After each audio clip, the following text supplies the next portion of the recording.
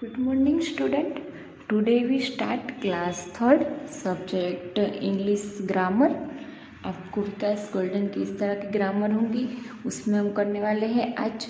और आगे हमने चैप्टर नंबर 4 कंप्लीट कर लिया था, 3 तक कंप्लीट किया था सेम 1 में। और अब हम यहाँ पे स्टार्ट करने वाले हैं चैप्टर नंबर 4 एंड 5। ओके, तो now let start. Page number 9 and chapter number 4 countable and uncountable. तो कि countable and uncountable means what? तो कि काउंटेबल का मतलब होता है कि जो नंबर्स को हम गिन सकते हैं, जो भी चीज़ें को गिन सकते हैं वो उसको कहते हैं काउंटेबल, और जिस चीज़ को हम नहीं गिन सकते हैं उसको कहते हैं अनकाउंटेबल। फॉर एग्जाम्पल, आपके पास चॉकलेट है, फिर एक अलग अलग चॉकलेट्स हैं, तो आपको उस काउंट कर सकते हैं ना, 1 chocolates, 2 chocolates, 3 chocolates, 4th chocolates. Okay, तो इस तरह से हम चॉकलेट्स को काउंट कर सकते हैं। आपको पिक्चर में कुछ पिक्चर्स होते हैं इस तरह के, उसमें आपको फॉर एग्जांपल 2 रैबिट्स दिए हैं, मतलब ढेर सारे रैबिट हैं। ओके, तो आप उसको काउंट कर सकते हैं। इस पिक्चर में जितने रैबिट्स होंगे आप उसको काउंट करके आप उसको लिख सकते हैं नंबर। फिर नेक्स्ट है अनकाउंटेबल मीन्स व्हाट? तो अनकाउंटेबल मीन्स व्हाट होता है कि जिस चीज़ को आप गिन नहीं सकते। फॉर एग्जांपल मिल्क, तो मिल्क को आप गिन सकते हैं, तो वो तो एकदम पानी जैसा होता है ना, तो आप देखो इस तरह का मिल्क होता है। ओके, देखो मैं आपको समझाती हूँ। मिल्क इस तरह का होता है, तो आप इसमें 1 2 3 किस तरह से गिनेंगे, नहीं गिन सकते। फिर घी है, तो घी को आप गिन सकते हैं, नहीं गिन सकते हैं। फिर हम लेते हैं वाटर को गिन सकते हैं, नहीं गिन सकते हैं। तो इस तरह से जूस है, फिर पेन होती है, उसमें जो इंक होती है, इंक पॉइंट जो अंदर साइन होते हैं ना, उसको हम कहते हैं इंक पॉइंट, उसको भी आप काउंट नहीं कर सकते। पानी को, मिल्क को, जूस को, फिर रस, फिर हम लेते हैं सोल्ट को हम नहीं गिन सकते हैं। फिर आटे को भी नहीं गिन सकते हैं। इस तरह से इसी कुछ चीज़ें होती हैं वो हम गिन नहीं सकते। तो आप आटा तो आपके हाथ में लेंगे तो वो इस तरह से क्या हो जाता है, हमारे उंगली में से गिर जाता है, तो हम काउंट कैसे करेंगे, उसको नहीं कर सकते हैं। ओके, फिर इस तरह की पेंसिल होती है तो हम उसको काउंट कर सकते हैं। 1 पेंसिल है, फिर सेकंड पेंसिल हम लेंगे तो हम क्या बोलेंगे, 2 पेंसिल हो गई। ओके, फॉर एग्जाम्पल देखते हैं हम। देखो आपको इस पिक्चर में इस तरह की 2 पेंसिल भी है। ओके, तो आप इसको गिन सकते हैं 1 एंड 2 पेंसिल। यहाँ पे आपको मिल्क दिया होता एक बाउल में, तो आप मिल्क को कैसे काउंट करते हो, तो आप क्या बोलते हैं, इसमें 1 मिल्क है, इसमें 2 मिल्क है। ए मिल्क काउंट नहीं होता, इसीलिए हम इसको कहते हैं अनकाउंटेबल।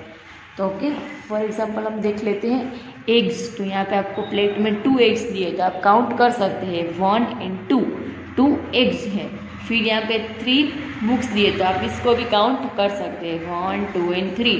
फिर 4th पेन है, तो आप इसको काउंट कर सकते हैं 1 पेन 2 3 एंड 4। फिर बर्ड्स हैं 1 2 3 4 एंड 5, तो इसको भी आप काउंट कर सकते हैं। फिर स्टार दिए हैं 1 2 3 4 5 6 7 एंड 9, तो 9 स्टार है, इसको भी हम काउंट कर सकते हैं। फिर can say two eggs 3 books for pens so on, because egg books and pens can be counted, but can we say 2 milk 3 sand 4 air.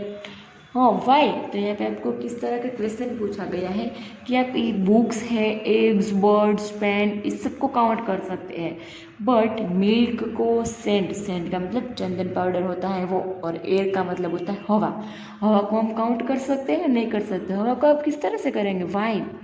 तो इसमें no, because milk and sand air can not be counted, क्योंकि उसमें कुछ इस तरह का different कुछ part ही नहीं होता है, तो हम उसको काउंट किस तरह से करेंगे, नहीं कर सकते हैं। फिर नेक्स्ट आपको यहाँ पे 2 प्लेट्स में कुछ दिया है, 1 प्लेट है, तो 2 पिक्चर्स दिया है इस तरह के। He had 2 eggs for breakfast, तो यहाँ पे आप काउंट कर सकते हैं 1 एग्स और 2 एग्स।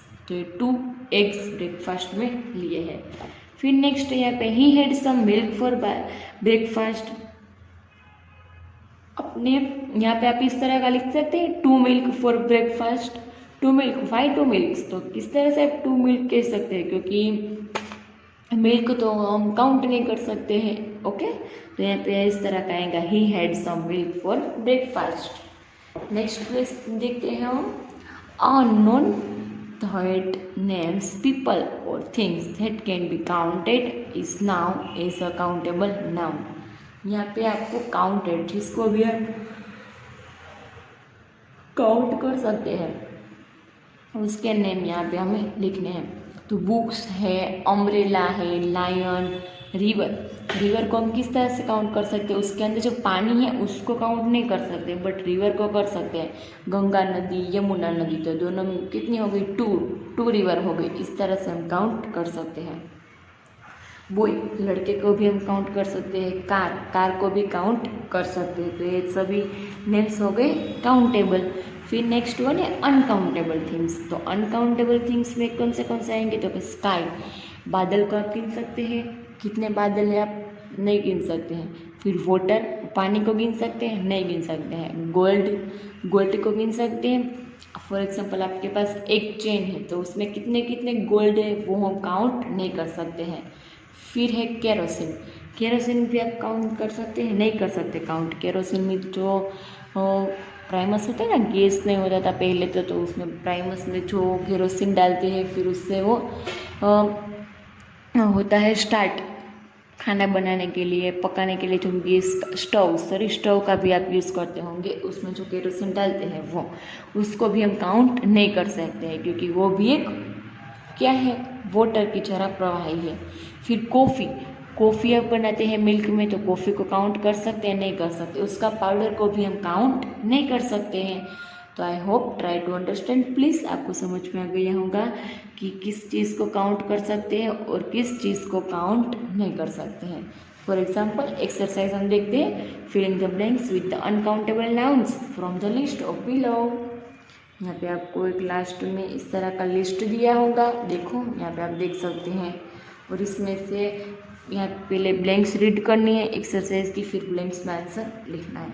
फर्स्ट में आपको रेड लाइन से पेन से लग कर दिया है एयर मीन्स हवा, and blanks are necessary for life. Necessary के मीन नेसेसरी फॉर लाइफ मतलब हमारे जीवन में जीने के लिए चीज़ें जो हमें रेगुलर हम उसको यूज़ करते हैं।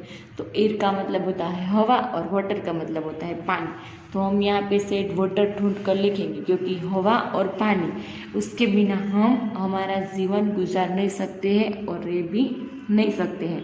तो इसीलिए इन दोनों की ज़रूरत हमारी लाइफ में बहुत ढेर सारी है। तो इसका मतलब नेसेसरी का मतलब होता है कि उस ज़रूरियत, उस चीज़ की मांग।